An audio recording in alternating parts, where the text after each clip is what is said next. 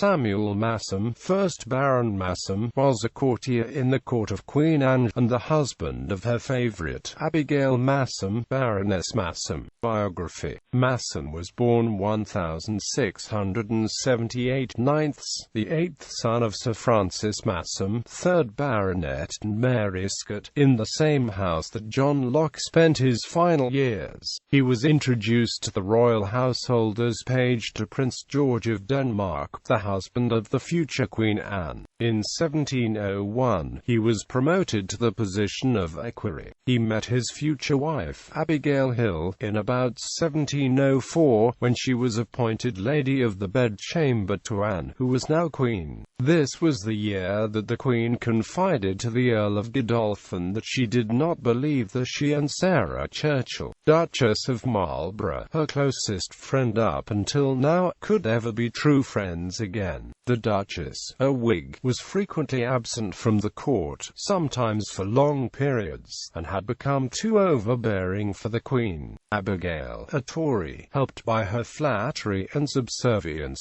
quickly began to supplant the Duchess in the Queen's affections. The Tory leader, Robert Harley, probably advised Masham of the advantages of marrying a royal favourite. However, Masham himself described it as a love match. The couple were married sometime in 1707, in the presence of the Queen, who contributed £2,000 to Abigail's dowry. The Duchess, who was not consulted, discovered that the marriage had taken place several months later, and her subsequent argument with the Queen included accusations of lesbianism. This turned the Queen completely against her, but paved the way for Abigail's rise. Meanwhile, Masham was enjoying the rewards of Abigail's position. He was promoted to Brigadier General in the army, and in 1710 became MP for Ilchester. In 1712, Robert Harley, now Earl of Oxford and Mortimer, requested that the Queen create 12 new peers to pass negotiations for the Treaty of Utrecht, which the Whigs were firmly against. Masham was one of those suggested to the Queen, but she only consented on the condition that Abigail continued to act as her dresser. He became Baron Masham of Oates.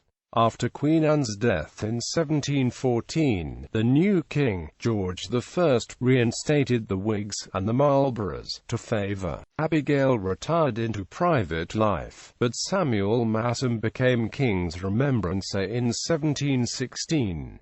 He died in 1758, far outliving his wife.